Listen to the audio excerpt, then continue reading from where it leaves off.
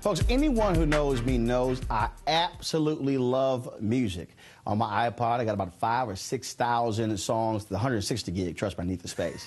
And so, of all the artists out there, there's only one artist, just one. No matter what he does, I will buy his music. I haven't heard it, does not matter, we'll buy it. And folks, that is saxophonist Kirk Whalum, who joins us on the Washington Watch set. Kirk, how's it going? I'm doing great, man. It's good to see you. Likewise, likewise. The blue becomes you, man, the baby blue. Well, you know, it's springtime now in D.C., so I think we need a little color. Got the little flowers, you know. Man.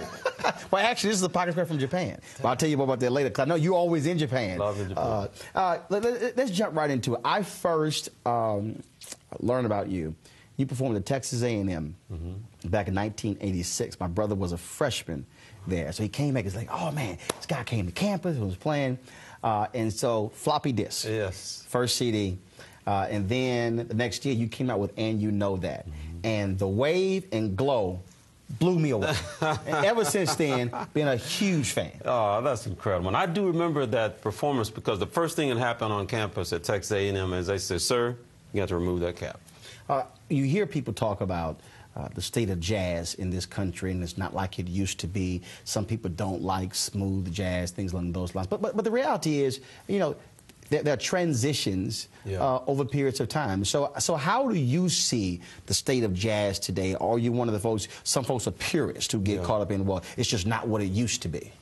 See, to say a purist is really an anomaly. There's no such thing, really, because in anything that has any identity, America is a good example, it's because of the influences that came into it, and jazz is no different. There's no such thing as pure jazz because jazz came from slave hollers and European classical music and Brazilian and just all those things make up what it is, and that's always been the case, and that'll always be the case. So right now, you know, fast forward, there's hip-hop, there's all these different things that really feed into the reservoir of what jazz is. As far as I'm concerned, if you want to know what jazz is going to be like in the future, take a look at hip-hop, because it's about the sounds and rhythms of the street. Street culture, black culture in particular, are basically expressed through this music.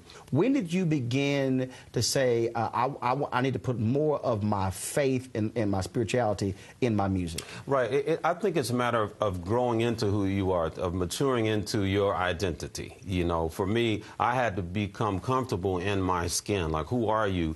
Well, I'm a jazz saxophonist. You know, I'm out here trying to, you know, learn from Coltrane and Joe Henderson and Stan Getz and all that. But I had to, in the back of my head, I'm also a frustrated preacher. I'm also Kenneth Whalum's son, you know, so I had to come to a place of maturity where I said, hey, wait a minute.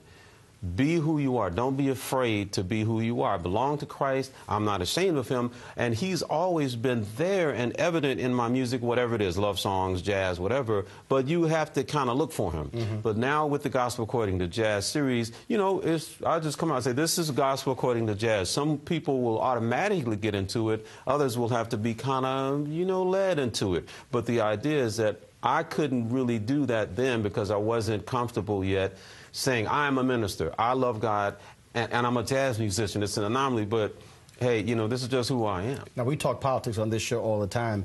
Politics has also been in your family. Yeah, it's just my favorite topic. I mean, obviously, your brother's on the school board in Memphis. Sir. Yes, sir. Dad was in, you know. My father was a councilman as well. So your sense now, one thing I wanted to ask you, Quincy Jones wanted President Barack Obama to create a cabinet position on the arts, like you see in other countries. Your assessment in terms of where we are when it comes to politics and education and the arts? Absolutely. Well, I'll give it as in terms of a vignette that describes who I am and where I came from. When I was 12, I was looking forward to going to junior high.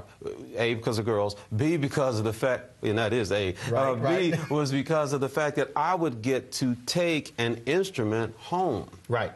Okay, so same as me, bass, baritone, horn, junior high school. You got to take that horn home. Your folks were not, you know, say, well, if he's going to play, it's going to depend on your financial status to be able to send him to get lessons or go buy an instrument. That was out of the question for a lot of parents, especially minority and poor, you know, families. we got to take the instruments home. Right. Why? Because there was politics in place to make sure that that was a resource that was available to us. I need to ask about your new job, Stax, historic record label. Right. What are you doing with the museum there and also the Music Academy? Absolutely. I'm CEO of the Stax Music Academy and Stax Museum of American Soul. Right there in Music Memphis. In Memphis, Tennessee, not far from the Civil Rights Museum. And it's about telling the story. It's about telling the story of people working together. It's funny that when we talk about soul music, absolutely, right away you think, well, yes, black people. But guess what? It was about black people and white people working together. Because when Booker T and MGs made those hits, they were the white band. Okay. You had a racially diverse band. Absolutely. It was blacks and whites. That's right. Almost, evenly pitted. And that was you listen to the, Sitting on the Dock of the Bay, or I'm a Soul Man, or Hold On, I'm Coming, on and on.